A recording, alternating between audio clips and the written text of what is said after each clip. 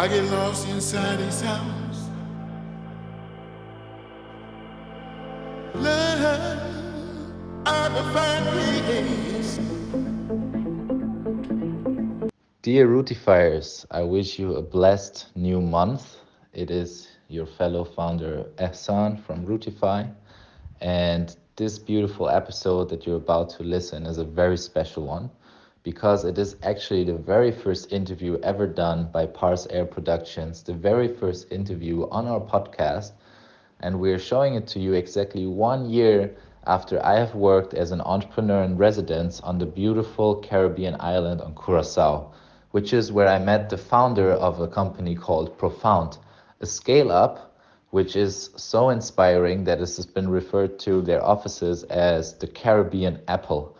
So working there has really instilled a lot of mantras into our global DNA as the Rootify family and as our team proceeds working across the globe in these difficult times of COVID-19. Me, myself, and my co-founder, we're both back in Germany now, and it's really great to remind of us of this collaboration, which sparked off 1 year ago. Actually, their founder, Boudino, was the one who eventually sparked the inauguration of this podcast because we were just having another late night at the office, and then we were still having the drill and the energy to say, okay, we got to watch that SpaceX rocket launch. And you see that all those founders, they have bigger visions. They want to create a beautiful future. And we wanted to pass on this inspiration and this warmth of the Caribbean throughout to the whole world, especially nowadays and today that in Europe it's getting colder and colder and summer is officially over. I think it's a beautiful time to start our Caribbean interview series with this very first interview. So thanks again to Profound on Curaçao, to the founders Gino and Boudino, to the whole team that welcomed me as an entrepreneur in residence, but made me feel already part of their company culture at a very early stage. We miss you. We love you here from Frankfurt, and I would love to hear how you like the podcast, dear Rootifiers around the world. Don't forget to leave some reviews and to share this with your friends if it was of value. And let's Rootify. Salam, ni hao, aigude, Rootifiers. We're here live from Curaçao with 2 times consecutive winner of the Curaçao Innovation Award, Boudino de Jong, who also happens to be a very, very good friend of mine. Yes. So I'm very happy that, just like your company logo says it, we're making it happen. You're sitting here with me. It's an honor that you found the time to join our podcast, going around the globe, finding inspirational entrepreneurs like yours. And now from Curaçao, I would like to know, first things first, what gets you out of the bed in the morning? Hassan, thank you for the opportunity. The honor is mine. I think that's a fairly straightforward question. Let me start by saying that every morning I'm super excited to come to the office. I even get anxious in the car and I can literally not wait for my 10-minute commute to be here and seize the day. But it's really purpose driven, so I truly believe I'm inspired, motivated, driven by what we do, what we stand for as Profound. Just this morning we had a book review of the book by Simon Sinek, Starting with Why, Inspirational Leadership, which really talks about the purpose, and I believe the purpose of Profound is really to make the world a better place through innovation. So I think that's my daily drive that gets me up out of bed to make it happen. Wow. Thank you, Boudino. Having worked with you for the past 3 months, I can just sign what you've just said. It's visible. The vibes are really in the room once you enter the room, and I always see you're an early bird, but also kind of a night owl. I see. Yes, that's both. You're always available, and I think if you're not purpose driven, this handsome of work is simply not achievable. So in this terms, my question for you is: has this always been like that? Has there been a key moment in your life, or maybe some mentors that have given you this path to become who Boudino is now? Yeah. If I look back, even as a kid, I was always a big dreamer. I had these big plans. I was always curious to know, perhaps what's the path to success. And of course, success is a definition, and everybody has their own definition for success. But you know, I went to Holland, studied there. I was always restless, working besides my study. I always felt like I had to study and finish it, but it was not my purpose necessarily. So I was always driven by work and doing things and learning. But it was one cold winter, February 2012, in my studio room, 13 square meters in the Netherlands, that I really sat down and had a conversation with myself and said, well, you know, I was doing my bachelor's and I wanted to figure out what's next or what am I going to do with my life, basically. So that point in time, that moment, I knew I wanted to start my own business. I had zero experience whatsoever in that area. I mean, yes, I had work experience. I worked at a bank as an investment banker as a student, which was a great experience. Learned a lot about financial markets, but I didn't have any entrepreneurial experience. But that moment I said, well, I'm sure I want to do something for myself. Didn't have much savings money either, so you know, I had to do something that, you know, that I could grasp and not take too big of risk. And then I started thinking, well, what do I need to do to start my own business, or more importantly, when is a good time to start, right? So I started thinking, well, now I'm finishing my bachelor's, it's not really good timing, I need to focus on that. And I knew I wanted to do a master's as well, so I figured, no, that's going to be 1 year of intense dedication, not a good time to start a startup. And then I thought, well, afterwards I have a student debt, I have to pay that, I have responsibilities. I should want to see something back for all the effort in my studies, so I'll probably look for a good job. Before you know it, you know, get more financial commitments, get a family, get kids, a mortgage.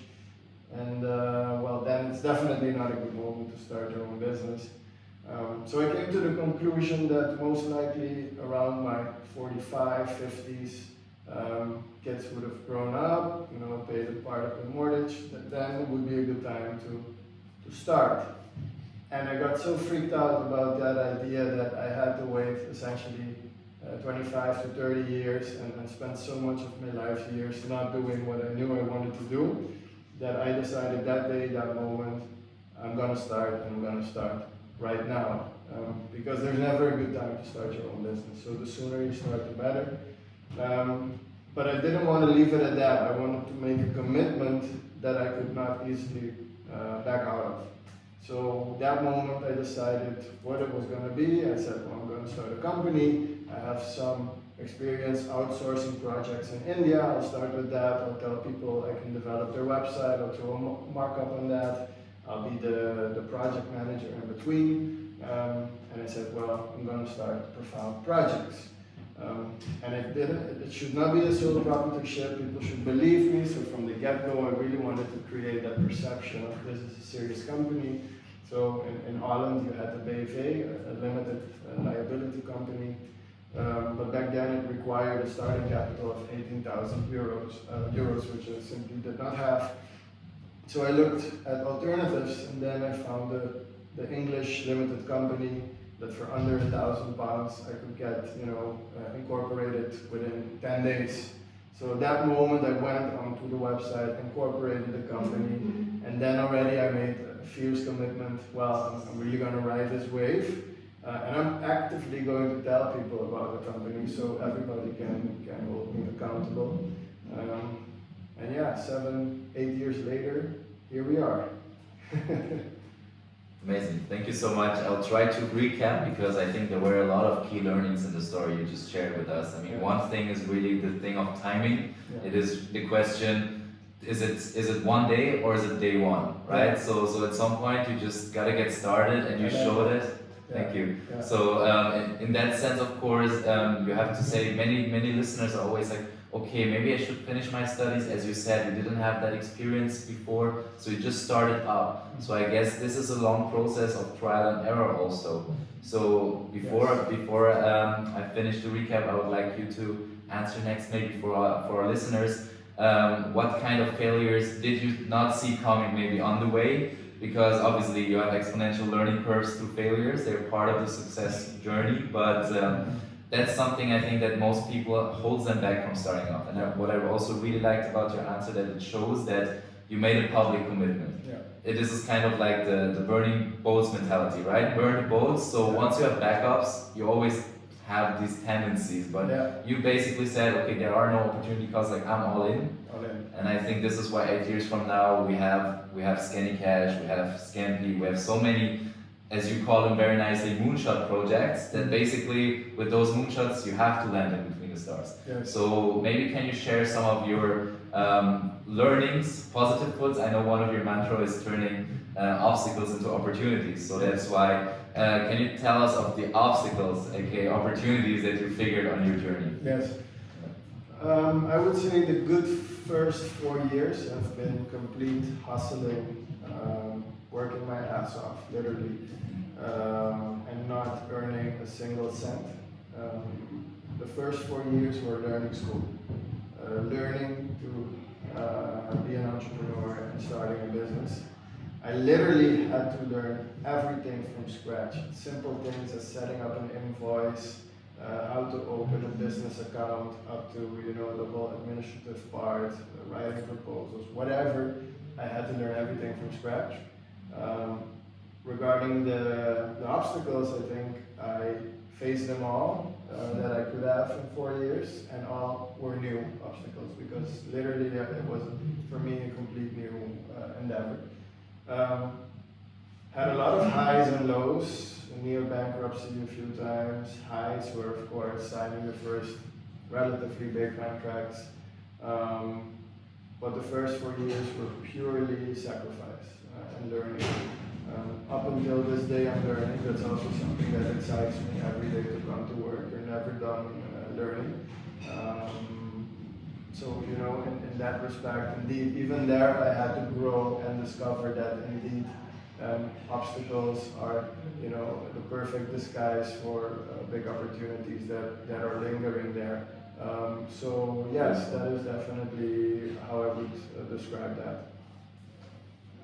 Very beautiful. I like the metaphor and looking at it as a just disguised opportunity. It's really, I think at the end of the entrepreneurial journey, it's always a matter of perspective. And as I said, I don't think if failure is not an option, then success isn't either, right? Because these just go along. And once you start seeing that you only failed, once you stop reinventing yourself, I think that's when you become successful. Yes, I would like to add to that. As an entrepreneur, businessman, whatever, you also come to the realization that these obstacles and challenges are part of the game. You never reach a point where those have been solved and that is it.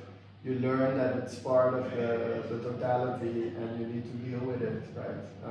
I think even the more successful you become, the more challenging these obstacles become. But the moment you embrace and learn that these obstacles are truly your strongest signals to grow and to optimize the business, that's where the true power lies to further develop your company. Definitely. Thank you.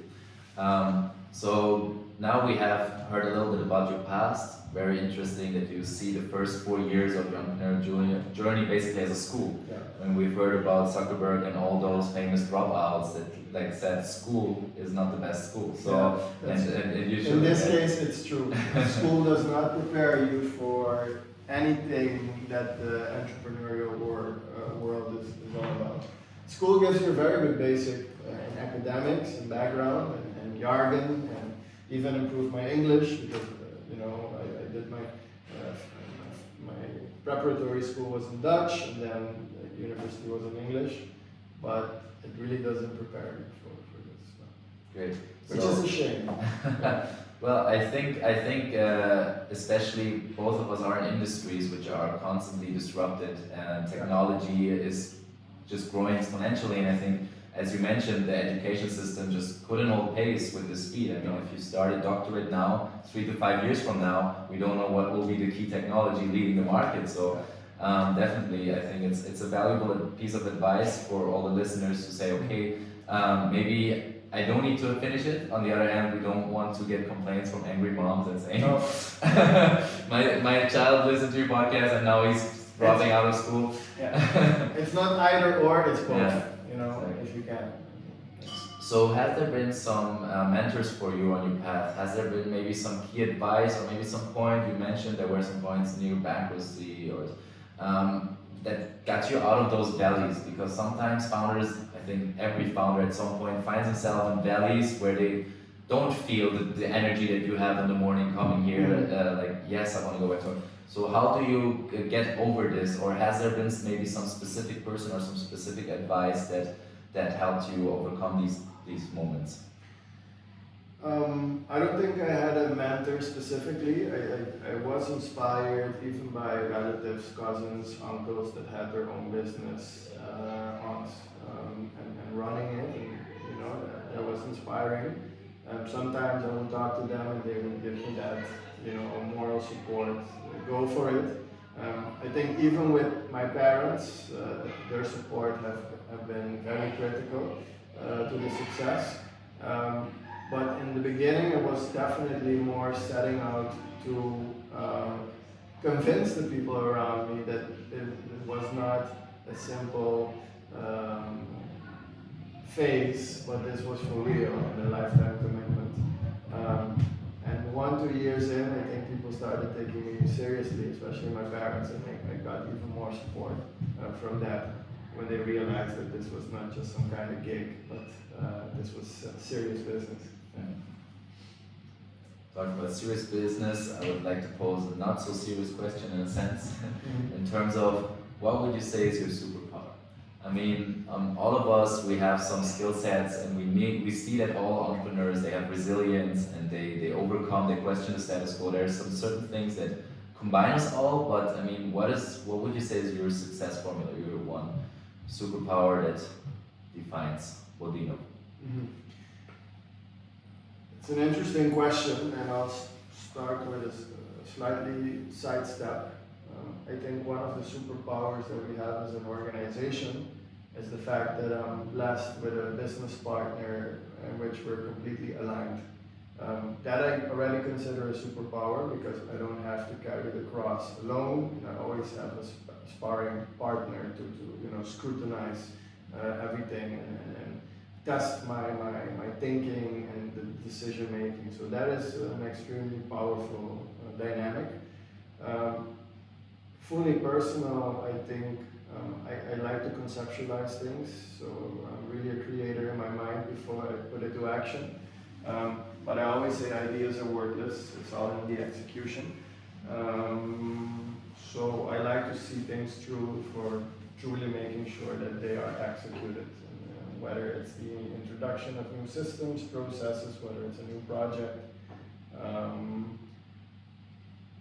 So it's a good question. I would have to give it some thought, to be honest. But I think the focus on execution, I find that extremely important. It's, make it happen is a mindset. So I like to see things, get things done. Yeah. There couldn't be any greater transition to the next and maybe final question, because I know the next question I could listen to your answer for hours, because it is a new decade is about to start. So 2020 is around the corner, and it was an honor to collaborate with you in 2019, and I'm looking forward to having some moonshots together in the future as well. Yeah. But let's look at the upcoming year. So Profound, Scanning Cash, just to mention a few of your projects. What's coming next? Yes. For us, it's been an honor to work with you as well, Ehsan. As you know, I'm always, I think, if I look at myself in third person, I almost feel as if I'm flying through the office the whole day. So I don't always get as much time as I would like to connect and talk to even colleagues. But there's a lot planned for 2020. It's important that in 2020 we focus even more, that we learn even more to say no to the things that don't support the higher cause or why. We have our most ambitious project ever that we dared, endeavoring on planned and in the pipeline for 2020. I cannot say too much about it still, but it's definitely an expansion of existing platforms that we are already introducing into the market. That is a very important one for 2020, and also our efforts to further internationalize the company within Dutch Caribbean, the Caribbean area, Latin America, and especially certain strategic partnerships in Europe. So we're really focused on further internationalizing the company in 2020. Yes. Thank you so much. I think all of our listeners are asking themselves which of your services, ScannyCash, Scampi, is going to be expanded in the new year. But I'm sure I can only recommend everybody who's listening to really stay tuned. Where can people connect with you in Profound? Like, how can they stay up to date to, just as me right now, finally figure out what's coming up in 2020? Well, we keep a very active, let's say, stream of information on our website, profoundprojects.com. We publish news, articles, but also updates of projects that we're working on. And then we have our social media for perhaps the more informal aspects of the culture of Profound. So our Facebook, Instagram, LinkedIn, those would be the perfect channels to follow our developments. Yes. Perfect. So maybe if I quickly may wrap up, because I think there was a lot of really practical information also for anyone who wants to start up. Having you as a representative of Curaçaoan, but also Dutch entrepreneurship. What I really love, having worked here on this island, is this island seems very rootified, to say in a way, you know. Everybody is quadrilingual, papiamento, Spanish, English, Dutch. And I think this reflects also, if I may, because you wanted to give some more thought to your superpowers. Yeah. If I may say, I think one of the superpowers is even your staff. They are not only reflecting your ambitiousness, but also, multilingual, skilled team. That's everywhere in this world. This is an asset. Yeah. The languages that are spoken already by your team. Yeah. So, and I think to wrap this up, I think this conversation with you can give a lot of hope for many, many students out there also that are maybe in the same situation like you described so well, being in your dorm, not having a lot to yourself and thinking, well, what I have are debts. Yeah. So better become creative about them. So I think this was really, really nice. Thank you for sharing these insights. And thank you very much for making this time. As you mentioned, even though we've been having this collaborative space, we're both always trying to make this time and schedule it. So I'm very, very happy we succeeded in doing that. And I wish you all the best. I'll definitely follow what happens in 2020. Maybe we'll do some moonshots together. But for now on, I just can thank you for your time, Boudino. Thank you. And all the best. Thank you. See you. Thank you so much for listening. And if there was something of value for you, please share it with your network or leave a positive review on whatever platform you're listening to this. And also, if you haven't already subscribed to our services on Pars Academy, simply put that in Google or check it on our rootify.me website. Please make sure to dig deep into that, because it is full of inspiration and courses for learning languages and becoming a global citizen. So Pars Academy is our kind of Netflix for languages. Make sure to check it out and to have fun with our classes and dig deep on becoming an entrepreneur yourself. On the Pars Academy platform, you will currently find our polyglots class, who designed the German-English class to become a sophisticated speaker on a higher level. And also, please make sure to follow us on all your social media where you'd love to stay up to date, so we can let you know once the next podcast is online. Together with Rootify and together with you, we're transforming the idea and concept that we currently have of a university and making learning and a lifelong learning accessible to everyone across the globe. So thank you for being part of this social movement. Let's go back to the roots. Let's rootify. Your Ehsan Al-Khiyar Parsa. See you. I get lost inside his house. Love, I will find peace.